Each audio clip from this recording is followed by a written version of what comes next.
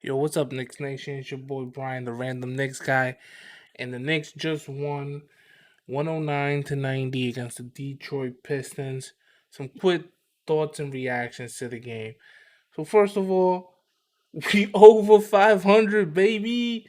Winning record. We are playing winning basketball. We have a winning record, and we haven't had a winning record since 2012, 2013, when we had that 54 win season. We hadn't had a winning record this late in the season since that season. Damn, feels good to say it, man. Over 500 winning record, New York Knicks. Whoo, whoo, whoo. I can't wait to go at it with the blue checkmark Twitter heads. They're going to spit their stupidity. But this was an important game. We reached 500 with a quality win over the Pacers. But what separates a good team from a mediocre team is that when you play teams like the Detroit Pistons, you handle business, and the Knicks handled business. Now, the game didn't start off well. The first quarter, it looked like the Indiana game was still sticking with the starters. Very lackluster, but as the game went on, they got into it. They got their energy up. They picked it up.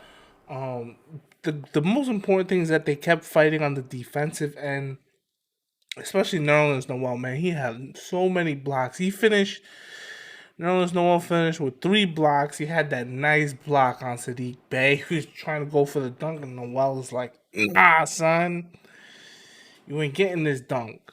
So great game all around. I was surprised. Noel finished with 40 minutes, 8 points, 11 rebounds, 3 blocks, and plus 13 plus minus. Randall finished with 25 points in 38 minutes, 10 of 18 from the field, 50% from three.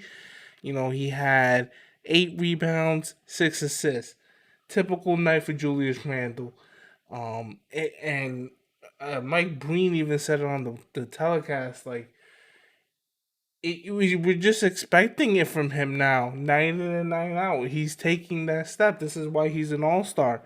And if he can continue this next season, you can arguably make the case that Julius Randle is a superstar in this league.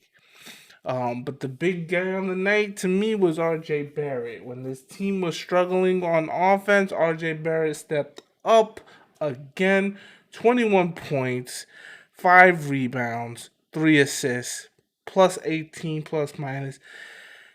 Played 35 minutes, shot 8 of 13 from the floor and 2 of 4 from 3, 50% from 3. RJ Barrett was carrying us in that first half when it looked like Julius Randle didn't have it. Obviously, Julius stepped up in the second half and helped seal the game away for us. Quickly had 12 points off the bench in 16 minutes. Burks had 16 points off the bench in 26 minutes. Derrick Rose played 32 minutes. I'm surprised, but you know, quickly wasn't.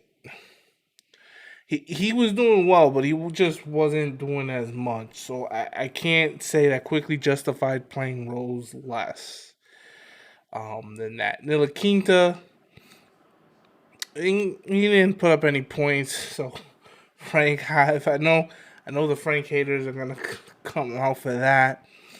But he played defense, and that doesn't go unnoticed, not on this team. So everyone is contributing to the wins here on this team. It's not like we have world beaters that are gonna carry us and everybody can play lackluster. So everybody's got a role to play. Everybody's effort counts. Frank's efforts count. Obi had 4 points in 19 minutes. He finally played over 10 minutes a game. Um, just 4 points. He had 4 rebounds. He made some good plays on defense. A lot of people said that, hey, if you give Obi Toppin more minutes, he'll score more. That remains to be seen. He's gonna have his opportunity now with Taj out for an extended period of time due to spraining his ankle. So, you know, um, this whole thing about Obi, we're gonna see. I'm not gonna bust on him too hard because this is a hard season to get into it. Um, I'm more of the give Obi Toppin a mulligan for this season because of the COVID situation and a full year in the NBA, some training camp and some work and some film to work from. He'll learn. He almost had a nice highlight play on the coast to coast, but when you in the NBA, you playing with grown men. You're playing with the top talent. So, but overall, a good night. I was worried that the Indiana game might be a drain on them emotionally and physically. But they fought through it. They came back after halftime and they really just kind of blew them away. They scored 35 points in the third quarter to Detroit's 27, and they started putting the game away. They put it out of reach. They won a good game. Wasn't anything spectacular, but they won it, and that's what you got to do if you want to be a playoff team. When you play teams like the Detroit Pistons, you gotta pull out the victory however you can, and back to backs are not excuses. And and for Julius, he this is what makes someone a superstar in this league is that when your team ain't got it, or you're on a back to back, or you're in a rough stretch or whatever, you as the star are anchoring your team and are doing what the team needs. And RJ Barrett stepped up in the first half. He really helped the team. But then Randall, he got his legs under him and he put the game away.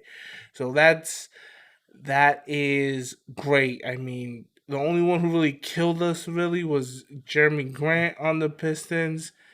Ellington wanted some revenge, and Jaren Jackson, Josh Jackson, not Jaren Jackson, Josh Jackson.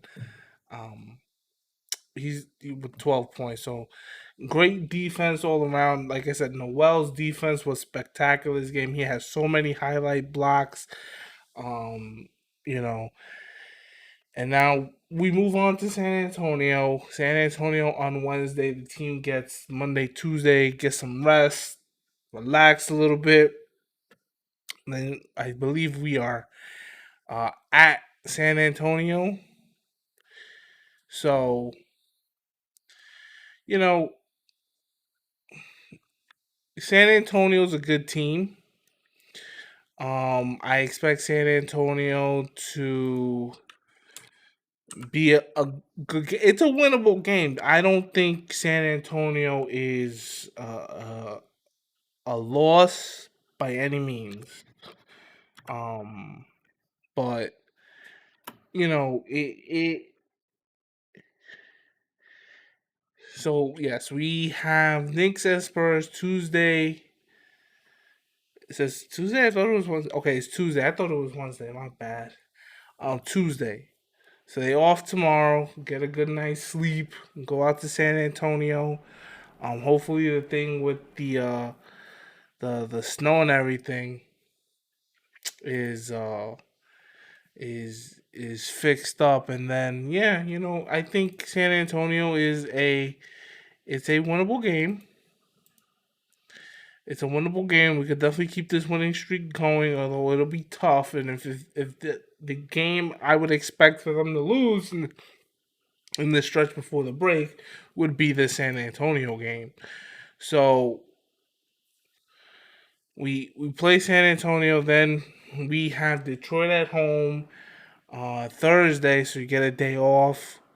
Come back home, watch, see, play the Pistons, and then you're on the All Star break. You don't play till the 11th, and then you play Milwaukee. If we can pull out San Antonio and then Detroit and go into the All Star break with a record of 20-17, that's actually going to be a big thing because of the second half schedule.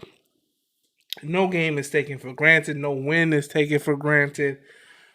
In my book, so if we can go 20-17 um, into the All Star break, that those games might be key because those 2-3 games that we can probably get up on the Eastern Conference could save us in the second half, especially towards the end of the season when we're taking that West Coast trip to end the season, and we're playing the Lakers and Clippers and all these teams, and we might need those games to help keep us in the playoff race. So great win all around. We're a winning record team. Gonna enjoy it. You know, gonna dunk on them NBA Twitter heads that think they know something, but they don't. And let's go Knicks. And I'll catch you guys at the next game. Peace.